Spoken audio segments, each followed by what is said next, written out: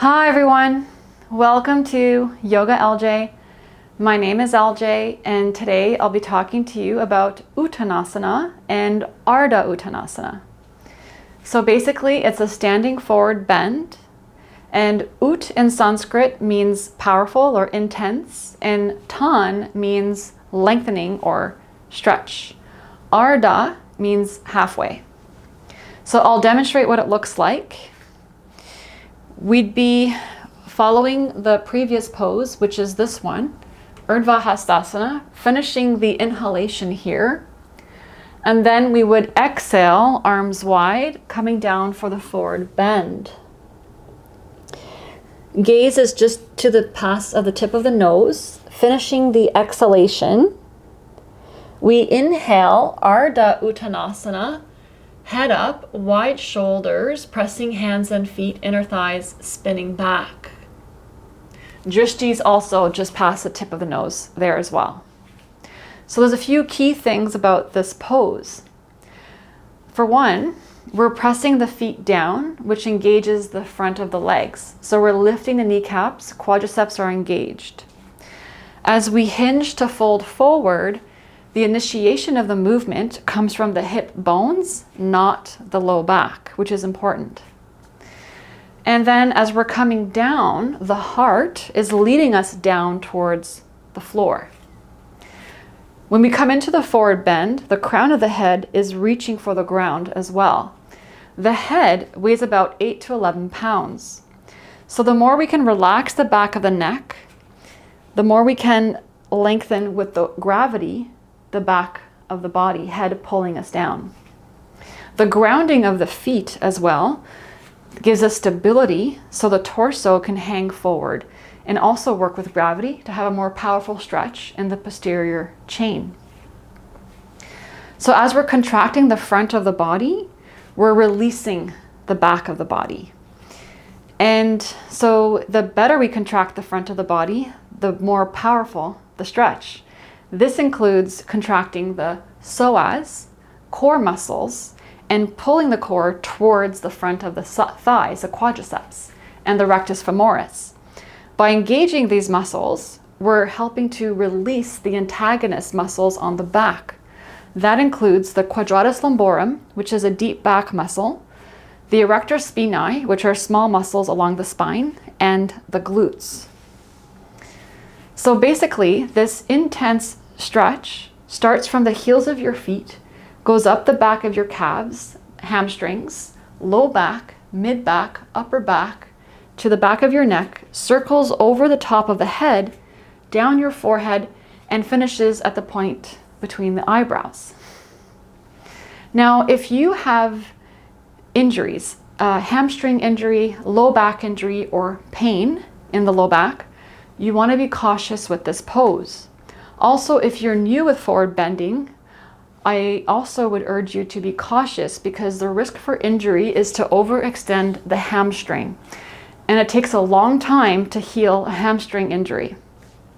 So there's a few modifications we can do as we start with this pose. One thing we can do to find a length in the back of the body without overextending the hamstring is to keep your knees bent, grab opposite elbows, and just let yourself hang forward, rocking side to side gently.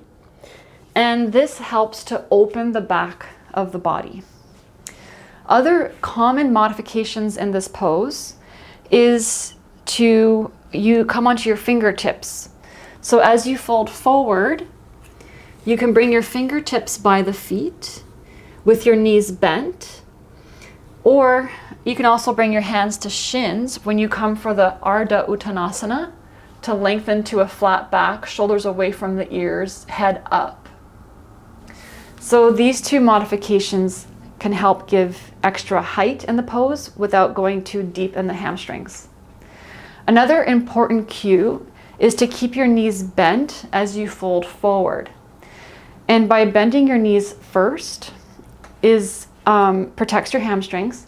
And then when you're in the forward fold, you have a greater sensitivity to the depth of how much you can straighten your legs.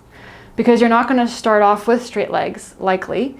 In time, your body will slowly open when it's ready.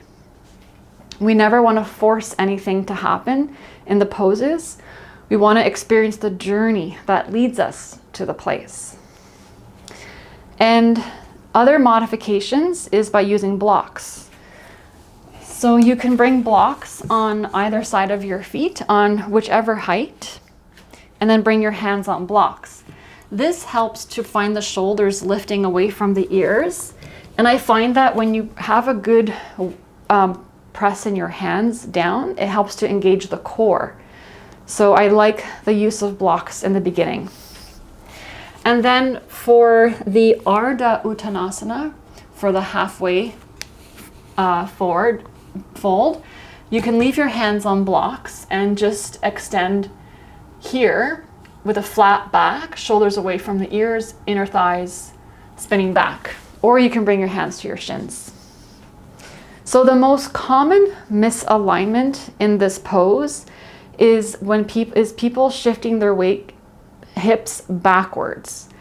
And so we want to stack the ankles, knees, and hips in one line. It can be difficult to do because people tend to put more weight in their heels and lean back instead of leaning forward.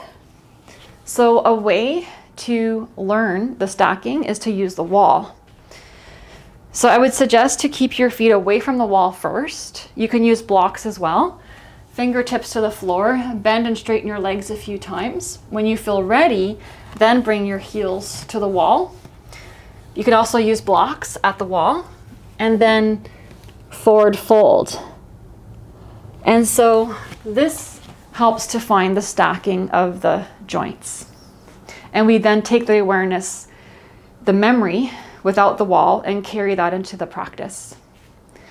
So I hope you enjoy the Uttanasana and that you find this helpful. And leave any comments or questions if you like. Namaste.